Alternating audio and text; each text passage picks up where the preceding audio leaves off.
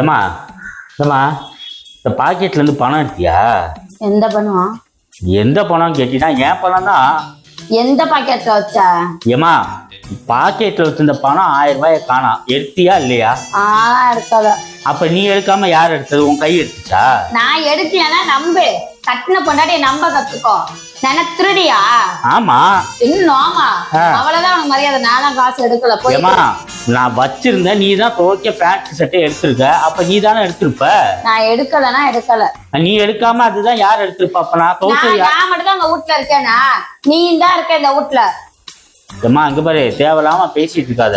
துவைக்கிறப்போ நீ தான் எடுத்திருப்ப, மரியாதையா குடுத்துரு. இப்ப என்ன உனக்கு 1000 ரூபாய் காசை காணாமா? ஆமா ஆமா, நான் தான் எடுத்தேன். இப்ப என்ன உனக்கு? அததான் கேக்குறோம், குடுன்ட்டு. கொடுக்க முடியாது.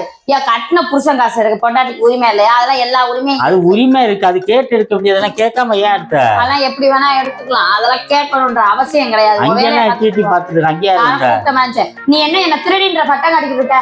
நம் கணவன் காசு ஆச்சேன்னு ஒரு உரிமையில எடுத்தேன். கேட்கணும்ல. எங்க வீட்டுல எல்லாம் யாரும் கேட்க மாட்டாங்க. அந்த மாதிரி நானே எடுத்தேன். ஏமா எடுத்த ரைட்மா, அவரு 500 ரூபாய் கொடுக்க வேண்டியதை நான் அதை நம்பி தான் வெளில போறேன். வெளில போ. நீ வெளியில போற மாதிரி தான் நான் 4 இடத்துக்கு போவேன். என் பர்சலையும் காசு வேணா 50 ரூபாய் பூ வாங்க கொடு, 10 ரூபாய் டீ வாங்க கொடு. அப்படி கேட்டுக்கிட்டே இருப்பாங்க. இனிமே நான் இண்டிபெண்டா வாழணும்னு நினைச்சிட்டு இருக்கேன். மாசம் எனக்கு 25,000 ரூபாய் கொடுத்துரு. நான் உன டிஸ்டர்பே பண்ண மாட்டேன். 25,000 ரூபாய் உனக்கு கொடுத்து நான் இங்க லாக் வலிக்க போறதா? எனக்கு வேணுங்க. நான் இனிமேலாம் இப்படியே வாழ்ந்துக்கிட்டுலாம் என் வாழ்க்கையை ஓட்டுறதுல இண்டிபெண்டா வாழணும். சுதந்திரமா 4 இடத்துக்கு போகணும். நானும் இனிமே வந்து 10 ரூபா கொடு, 5 ரூபா கொடுன்னு பிச்சை எடுக்க மாட்டேன். என்னோட ரேஞ்சுக்குலாம் நாங்க இருக்கிறதே உன்னோட என்ன சொல்லுவாங்க இது சொல்லு.